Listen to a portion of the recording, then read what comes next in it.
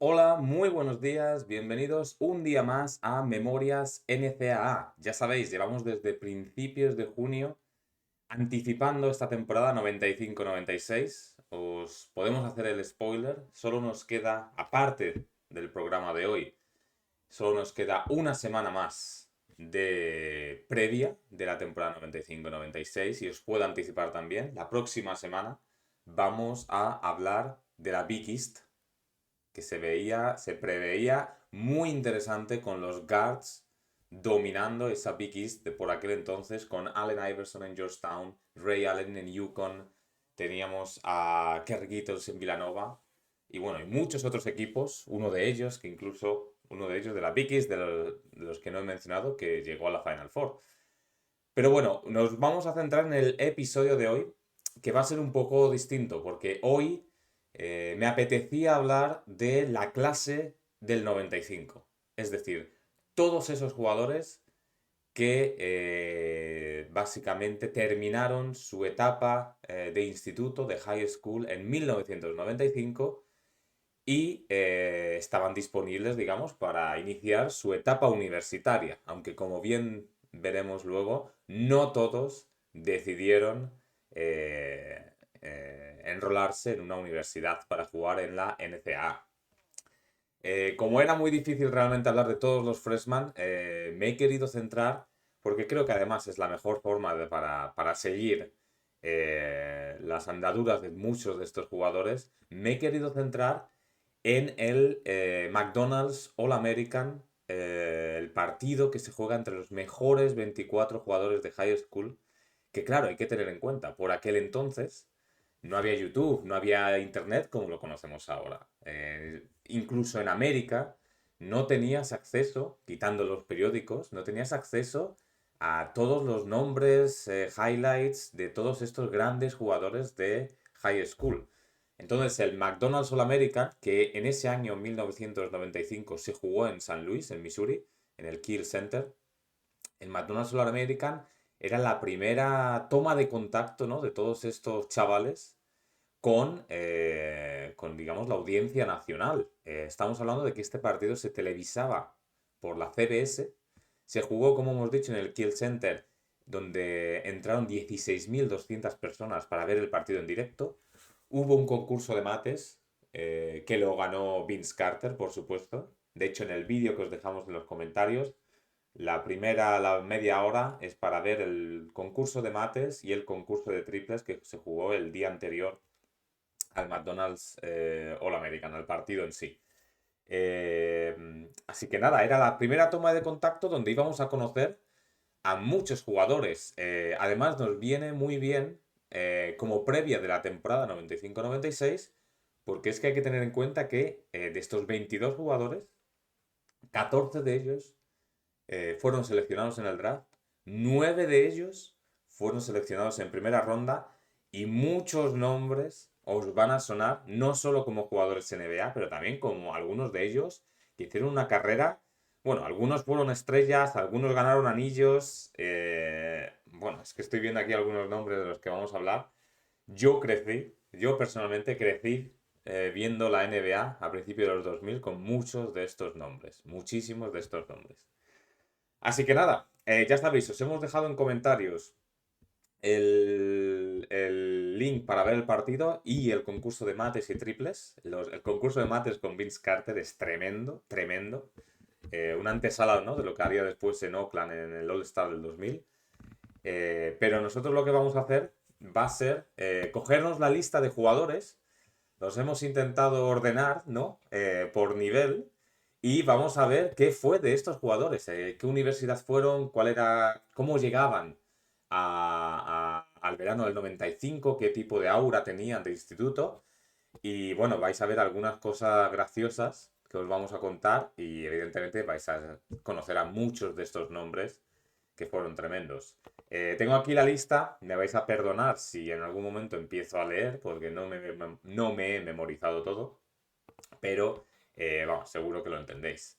Mira, para empezar a hablar, no os voy a hacer distinciones del equipo del este o el oeste, de cómo se jugó el partido, pero mira, tenemos a Randall Jackson, que era un power forward, que jugó en Florida State.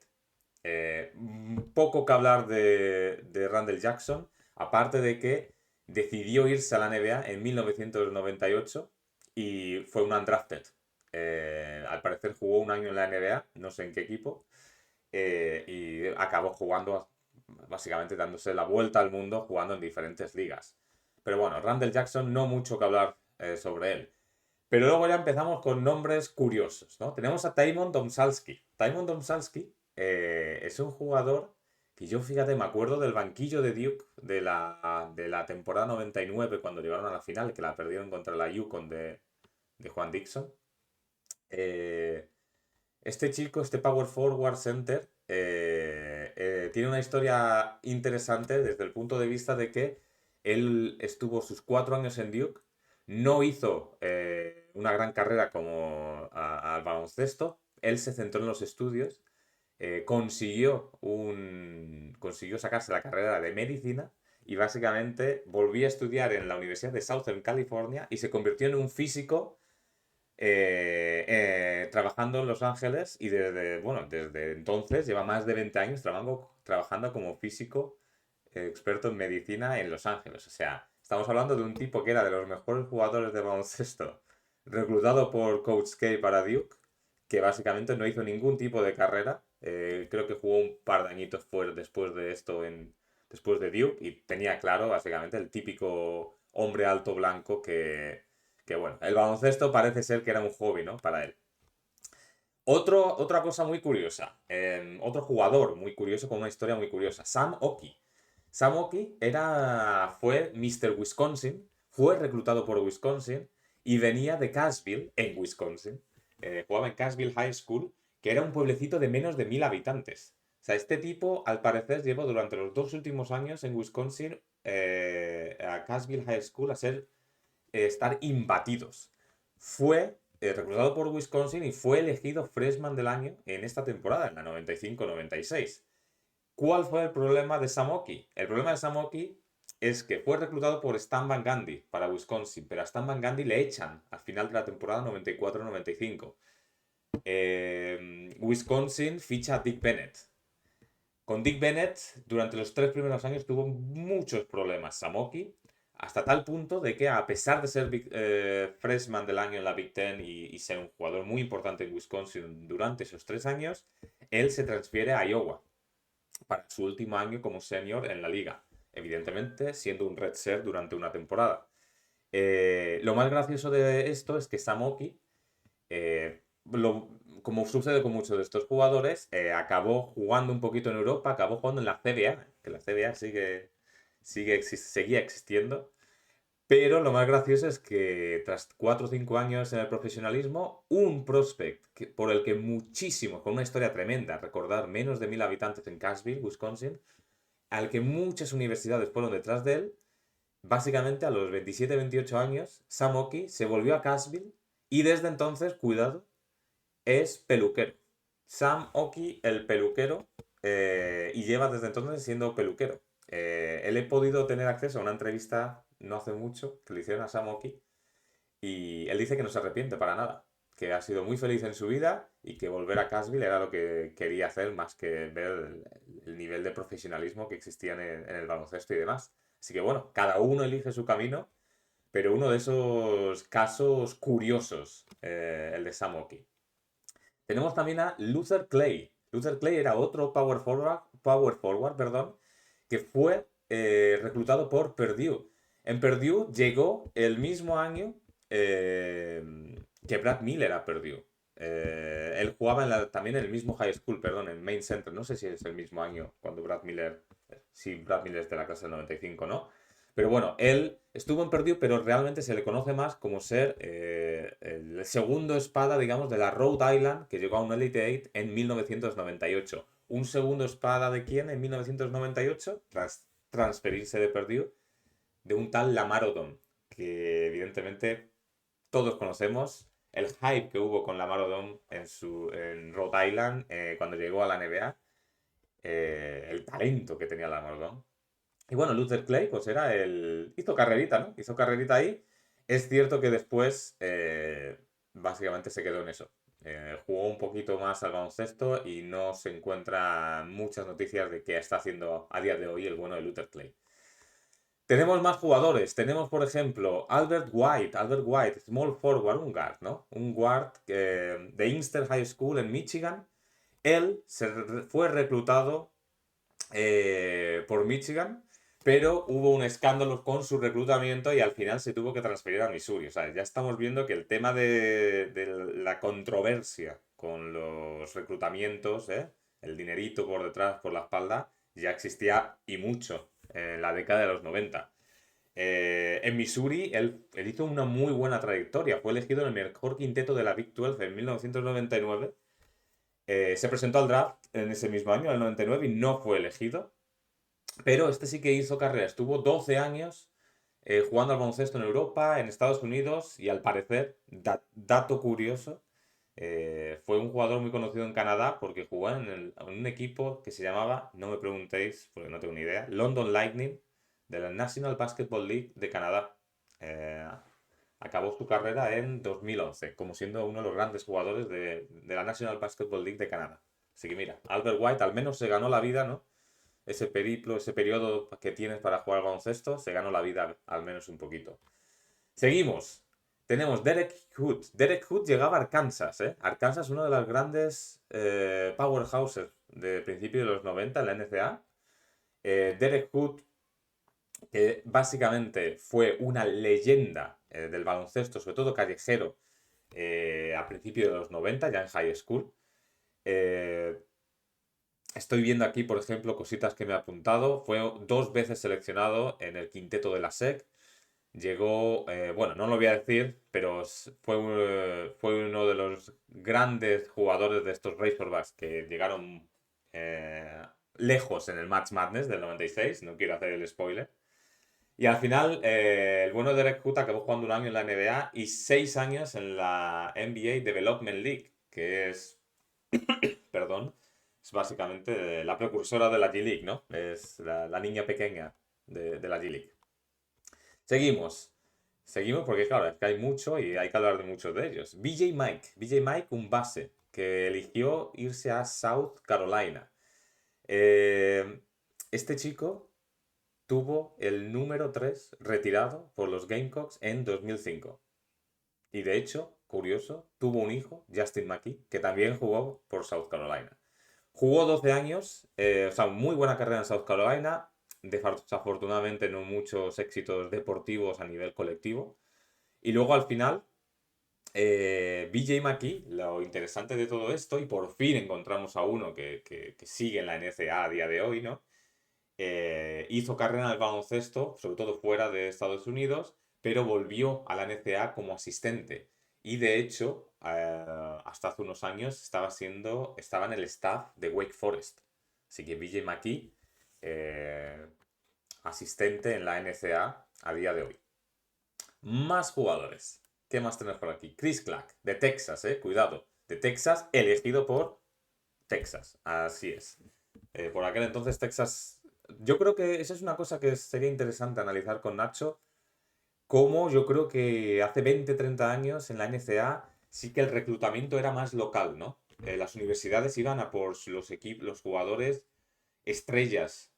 No digo que hoy no lo hagan, pero da la sensación de que hoy en un mundo más abierto ves más decisiones de jugadores yéndose también por el NIL, ¿no? Pero no solo por el NIL, yéndose a universidades lejos de casa. Pues bien, Chris Clack estuvo en Texas, hizo muy buena temporada, 2 veces en el quinteto de la Big 12 también con los Longhorns, o sea, muy buena trayectoria de Chris Clack. Se quedó los 4 años en Texas y fue elegido, 3 años en Texas, perdón, fue elegido por los Boston Celtics en la segunda ronda del 98. Desafortunadamente para Chris Clack nunca llegó a jugar en la NBA. Eso sí, hizo carrera 8 años en el extranjero. Importante Chris Clack para que sepamos el nivel que tenía esta gente en high school. Este viene de Austin, Texas, en Anderson High School, un forward. Su camiseta fue retirada por Anderson High School en 2020. Venga, nos vamos acercando ya a nombres más conocidos. Aquí hay un tal Wayne Turner. De este hablamos ya con Jacob cuando hablamos de los intocables de Pitino. Wayne Turner. Yo me acuerdo perfectamente de Wayne Turner. Reclutado por Kentucky, un base fuerte, la verdad, un base fuerte y sobre todo muy anotador en high school. Muy anotador hasta el punto de que creo que promediaba como 36 puntos en instituto. Y muy interesante este reclutamiento. O sea, tenía dudas sobre cómo iba a funcionar en el esquema de Pitino. Pues bien, Wayne Turner, Rick Pitino le convirtió en todo lo contrario. Wayne Turner, de repente en la NCAA, se convirtió en un base atlético, pero más tranquilo, en el 5 contra 5 ordenando, sobre todo aparte, la temporada 1997-98, cuando Kentucky gana el título, no con Pitino, ya estaba Tabby Smith. Wayne Turner era el base titular y era el base controlador de la táctica, digamos, de Tabby Smith por aquel entonces. Él jugó un año en los Boston Celtics y, como muchos de estos jugadores de los que estamos hablando, acabó dando la vuelta al mundo jugando en diferentes equipos. Dato curioso de Wayne Turner, aparte de lo que hemos dicho, de ser un gran anotador que se reconvirtió a ser un base cerebral, acabó jugando Wayne Turner en los Harlem Globetrotters. Fíjate, esto yo no lo sabía. Tenía el físico para hacerlo, tampoco le veía yo hacer muchas virguerías en la cancha, pero interesante, ¿no? Que Wayne Turner acabase en los Harlem Globetrotters. Mira, aquí hay uno que me suena bastante. Yo, como muy buen fan de los Sacramento Kings del principio de los 2000, yo recuerdo jugar, estoy tirando de historia ahora, recuerdo jugar al NBA Live en la PlayStation 1 o 2, por aquel entonces, y al fondo del banquillo en los Sacramento Kings había un tal Ryan Robertson. Ryan Robertson era un tirador que fue reclutado por Kansas.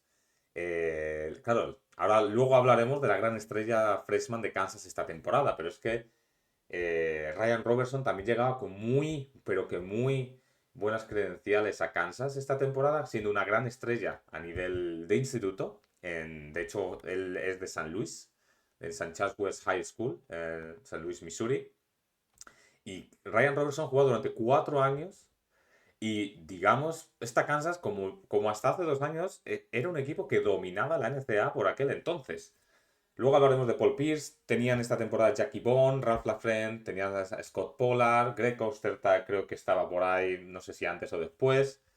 Y Ryan Robertson fue uno de los grandes anotadores, jugadores exteriores de esta Kansas durante 4 años. Luego fue elegido en el 99 por los Sacramento Kings en la segunda ronda del draft y básicamente no jugó.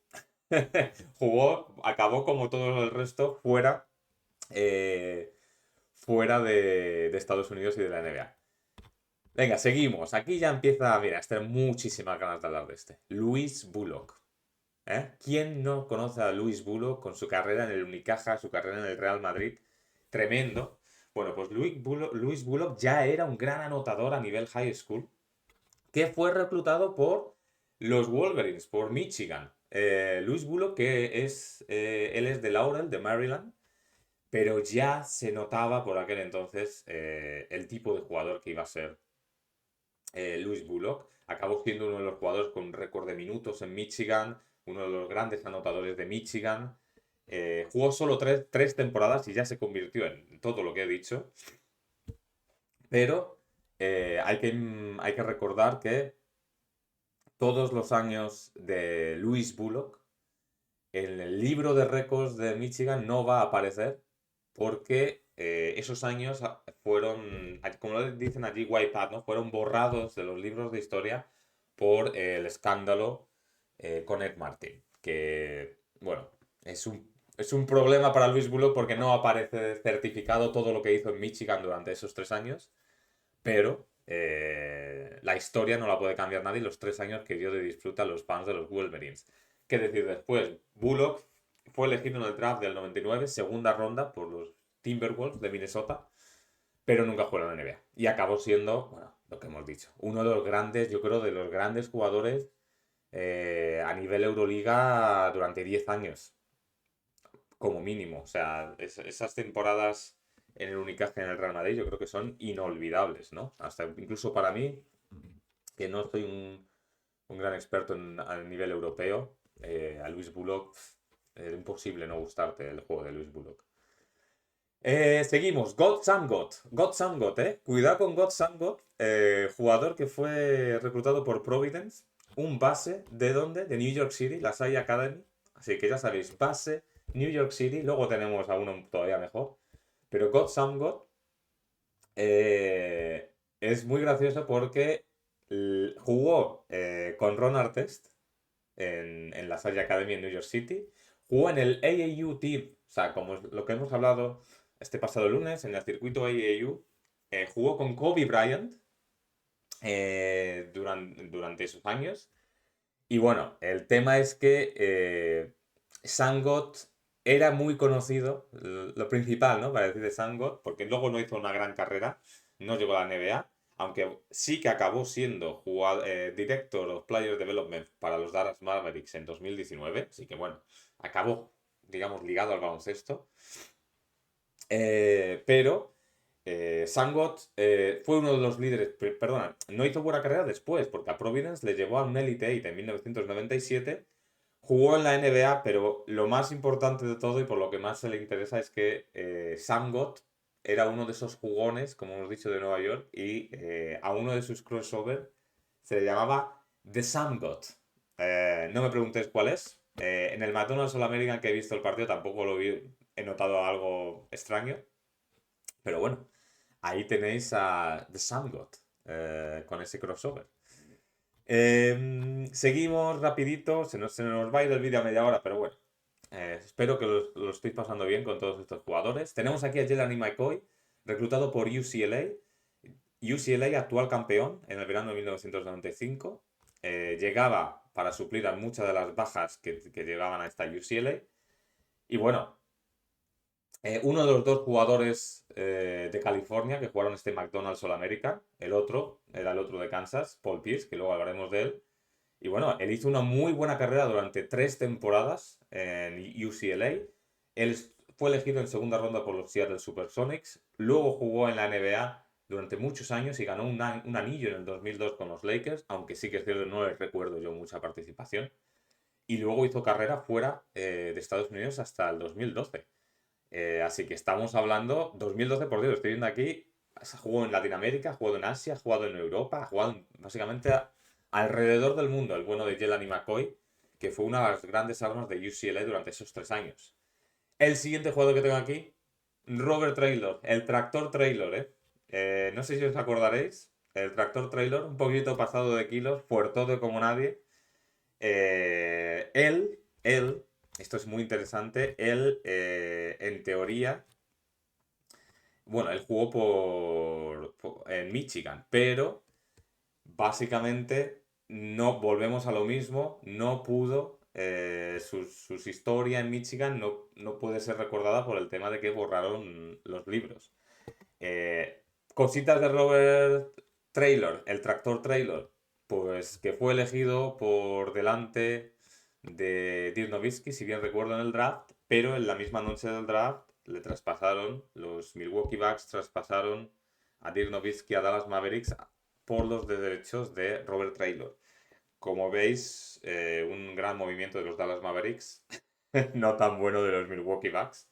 Él jugó 6-7 años en la NBA y después acabó en Puerto Rico. Desafortunadamente, perdón. Y aquí estamos hablando de un tema más negativo. Robert Traylor murió en 2011, cuando todavía seguía jugando al baloncesto en Puerto Rico, debido a un ataque al corazón. Robert Taylor murió con 34 años. Sí que es cierto que era un hombre pasado de kilos, pero claro, un jugador que por aquel entonces era tremendo. Era tremendo. Seguimos con Ron Mercer, otro de la escuela de Pitino, ¿eh? Otro que fue reclutado por Pitino, jugador de Virginia, de Oak Hill Academy, ¿eh? ¿Cómo no conocerle? Ron Mercer vamos a recordarlo, fue yo creo que fue el jugador, voy a verlo rápido para a ver si no me voy a equivocar, fue el reclutamiento más alto de Kentucky esa temporada, porque Kentucky esa temporada, hay que recordar, tenía, así es, Kentucky esa temporada tenía la clase de reclutamiento número 1 del país. Estoy viendo, bueno, es que los nombres que nos quedan son tremendos. Ron Mercer era el más alto de todos ellos. Ron Mercer solo jugó 2 años en la NCAA, hasta su año sophomore.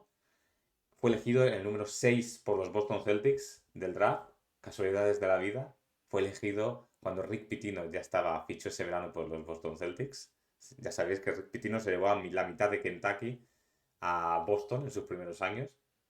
Y fue elegido en el quinteto ideal de los rookies. Sí que es cierto que prometía más de lo que al final hizo, pero hay que decir que Ron Mercer hizo 2 temporadones en Kentucky tremendos. Un jugador con un tiro de media distancia magnífico, con un físico envidiable para aquel entonces. Sí que es cierto que luego parece, ¿no? No sé si el músculo o qué sucedió, cuando llegó a la NBA parecía un jugador un poquito más lento de lo que el profesionalismo requería, yo creo. Tengo algunos partidos incluso en DVD de esos principios de los 2000 con Ron Mercer y sí que parecía a mí me da la sensación de que era un jugador un poquito lento, la verdad. Pero bueno, vamos con el siguiente, que aquí os va a sonar, Sarif Abdur-Rahim, ¿eh? ¿Qué os parece? Aquí esto es muy interesante. Sarif Abdur-Rahim, reclutado por la Universidad de California, aunque él fuese de Georgia. De los jugadores más cotizados viniendo de high school. Él hizo un one and done, ¿eh? Él hizo un one and done, solo se quedó un año en la universidad, pero vaya año de Sarif Abdur-Rahim en California. Si no me equivoco, aunque bueno, ya hablaremos de ello, les llevó al Madness, promediando casi 20 puntos por partido, unos porcentajes de tiro. Él lo hacía de todo. Le había dado la altura rápido, porque claro, Sarif Abdur-Rahim rozaba los 2.10, pero en el mitad de los 90 sabía botar el balón, tiraba de 3. Básicamente te rompía, era un forward de casi 2.10. O sea, un jugador del futuro, se puede decir, ¿no? Que además en su año freshman dominó bastante en la Pac-12.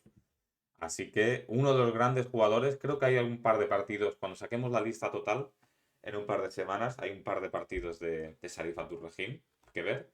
Y venga, vamos a hacer rapidito porque de estos os los conocéis todos. Hay un tal Antoine Jamison por aquí, reclutado por North Carolina. Él es de Charlotte, en North Carolina, de Providence High School, así que la decisión fue bastante simple. ¿Qué os voy a decir de Antoine Jamison? Misma clase de reglamento que Vince Carter, del que hablaremos luego. Desafortunadamente para North Carolina no llegaron tan lejos como se preveía que pudiesen llegar. Pero claro, Jamison acabó siendo jugador nacional del año en 1998. De hecho, Antoine Jamison tiene una carrera en la NCAA, en North Carolina, mejor que la de Vince Carter. Y luego acabó 16 años en la NBA, siendo sexto hombre, ganando el galardón a sexto hombre del año en la NBA en el 2004. O sea, tremenda. Tremenda carrera de Antoine Jamison. Tal vez en el debe de Antoine Jamison es que nunca ha estado en equipos ganadores en la NBA. De hecho, creo que solo pasó, lo estoy leyendo aquí, de la primera ronda de playoffs 2 veces en todos sus años. Siguiente jugador, Stephon Marbury. Por aquí empezó todo, el Memorias NCAA, el reclutamiento de Stephon Marbury por Georgia Tech. Pues así es, Stephon Marbury, o Starbury, ¿no? Si lo queréis llamar así. Que viene de Abraham Lincoln High School. El misma high school, ¿os recordáis? De He Got Game, la película. No me acuerdo cómo se llama, con Ray Allen, de actor. Pues ahí jugó el bueno de Stephon Marbury.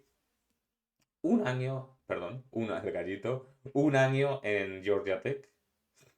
Y one and done. Número 4 en el draft del 96. Siendo una estrella total los primeros años. Estuvo las primeras temporadas en Minnesota Timberwolves con Kevin Garnett, luego se fue a los New Jersey Nets, donde sí que yo creo que no hizo todo lo que debería haber hecho, ¿no? O las ilusiones que había en ellos, volviendo a casa, ¿no? A la zona de Nueva York. Luego se fue a Phoenix, también recuerdo, y luego volvió a Nueva York a jugar en los Knicks. O sea, una carrera bastante grande antes de irse a China, ¿eh? Se fue a Marbury en China. La verdad es que yo tengo que decir que es una de mis debilidades. Uno de mis jugadores favoritos cuando yo era un jovenzuelo en la NBA y viendo partidos de él en la NCAA con Georgia Tech, que vais a ver muchos si queréis, y hay muchos partidos. Es imperdible lo jugón que era Stephon Marbury. Increíble. Otro base, ¿eh? Otro base. Este viene de George Washington High School en Denver, Colorado. Chauncey Billups, otro que hizo una carrera en la NBA tremenda, se enroló en Colorado, la Universidad de Colorado. Estoy viendo aquí la lista de premios que tiene Chauncey Billups, los logros de su carrera, tremendo. Hay que recordar que Chauncey Billups no jugó este partido, el McDonald's All-American, por un problema de espalda. O sea, aparece en las plantillas, pero no pudo jugar por un problema de espalda. Todavía a día de hoy se lo considera el mejor jugador de instituto de high school que ha salido jamás de Colorado. O sea, eso lo dice todo, yo creo, ¿no? Muchas universidades intentaron reclutarle y él decidió quedarse en Colorado durante 2 temporadas. Luego hizo su carrera en la NBA tremenda. Lo más conocido, evidentemente, el título del 2004, ¿no? Donde yo creo que era... Bueno, esos Pistons tenían un equipazo, ¿no? Una intendencia tremenda, pero Chauncey Billups yo creo que era uno de los talentos con Chad Hamilton ofensivos de ese equipo. Luego, si no me equivoco, se convirtió en entrenador. O sea, y ahora debe ser entrenador, así que fijaros. Seguimos con el otro de North Carolina, Vince Carter. Florida, Mr. Basketball. Claro, es que Vince Carter es de Florida. Es que estas cosas a mí, pues, porque no le pillo 2 años después a Billy Donovan. Si no, ya sabía dónde hubiese acabado Vince Carter, en los Gators de Billy Donovan. Qué buena pareja habría hecho con Jason Williams. Por cierto, hay que entender también que él también era un gran jugador de voleibol en el instituto. O sea, que él se dedicaba al voleibol también. Y bueno, draft del 98, número 5, ganó el concurso de mates y yo creo que durante 3-4 años una de las imágenes de la NBA, ¿no? Es que en los primeros años del 2000 hubo un par de temporadas, yo creo, que Vince Carter era la cara reconocible de la NBA. Era el prototipo de jugador que se quería vender al mundo para dar a conocer todavía más la NBA. Jugador muy querido en Toronto, muy querido en todos los equipos donde ha estado, que se ha quedado jugando creo que hasta los 41 o 42 años, y muy querido en North Carolina. De hecho, se le ha visto muchas veces asistir a partidos de los Tar Heels. Así que un jugador que mantiene, ¿no?, ese amor por North Carolina. Y mira, me os quedan los dos últimos. Paul Pierce, reclutado por Kansas. El otro jugador que viene de California, Mr. Basketball en California. Pues 3 añitos en Kansas. Elegido en el número 10 del draft del 98. 19 años en la NBA. Su carrera en los Boston Celtics, inolvidable. Ese título frente a los Lakers en el 2008, yo creo, ¿no? Es lo que más se recuerda de su carrera profesional. Y decir que él fue el máximo anotador de este McDonald's All-American con 29 puntos en 17 minutos. Pero, sorprendentemente, no le dieron el MVP del partido. Sorprendentemente. Le dieron el MVP del partido a uno de sus compañeros en los Boston Celtics de ese año 2008, a Kevin Garnett. Kevin Garnett, que fue el que rompió moldes. Bueno, no fue el primero, pero Kevin Garnett decidió, desde su high school en Chicago, convertirse en el primer jugador en 20 años en irse directamente de instituto a la NBA. Podía haber elegido cualquier universidad en el país, pero él decidió irse a la NBA, a esos Minnesota Timberwolves, que luego un año después recibirían a Stephon Marbury. O sea, vaya elenco de talento, joven, que tuvieron esos Timberwolves durante 3 o 4 años. Y bueno, qué decir de Kevin Garnett. Yo creo que si hubiese ido a la NCAA, habría sido... ¿qué? Yo creo que habría sido el número 1 también del draft al año siguiente. Porque Tim Duncan se quedó un año más y yo creo que el estilo de Kevin Garnett habría dominado la NCAA también. Así que fijaros, el elenco de estrellas de los que hemos hablado, Kevin Garnett, Paul Pierce, Vince Carter, todos ellos llegaron a la NCAA, menos Kevin Garnett, perdón. Todos ellos llegaron a la NCAA en esta temporada 95-96. Os dejamos el link del partido aquí debajo. Anécdotas del partido también. Hay que recordar que hubo un robo antes del partido y hubo jugadores. Por ejemplo, Chris Clack, del que hemos hablado antes, tuvo que jugar con una camiseta sin su nombre. Tymon Domsalski y Paul Pierce tuvieron que jugar con camisetas de Robert el Tractor Trailer y Jelani McCoy repetidas porque les habían robado sus camisetas. Y como hemos dicho, Kevin Garnett ganó el MVP del partido, aunque yo me quedaría con los 29 puntos en 17 minutos de Paul Pierce, un anotador letal que iban a disfrutar los Jayhawks durante las siguientes temporadas. Así que nada, hasta aquí el repaso de la clase del 95. Yo creo que una clase llena de talento, que vais a poder ver muchos de ellos ya destacando en su primer año en la NCAA. Y bueno, sobre todo con un futuro, muchos de ellos, a nivel NBA tremendo. De hecho, yo diría que hay 4 o 5 jugadores que por momentos en su carrera se convirtieron en grandes estrellas de la NBA. Todo eso en la clase del mismo año. No es fácil de encontrar una clase tan llena de talento como esta del 95. Por aquel entonces ya sabéis que la NCAA, los jugadores solían mantener más, aunque hemos hablado que Sharif Abdul-Rahim y Stephon Marbury solo se quedaron un año en la liga. Y bueno, lo dicho, os dejamos el McDonald's All American aquí debajo para que podáis disfrutar también del concurso de mates y del concurso de triples. Y ya solo nos queda un episodio más para hablar un poquito de cómo se venía la Big East, con el dominio de los guards en la Big East.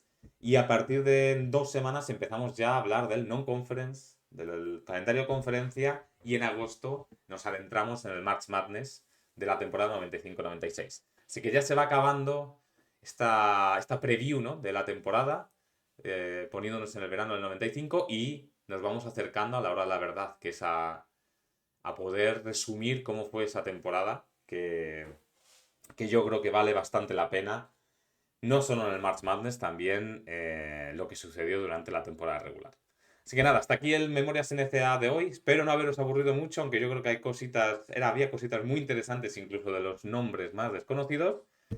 Y nosotros volvemos mañana con más baloncesto NCAA y de formación en este verano del 2023 en College 360. Hasta luego.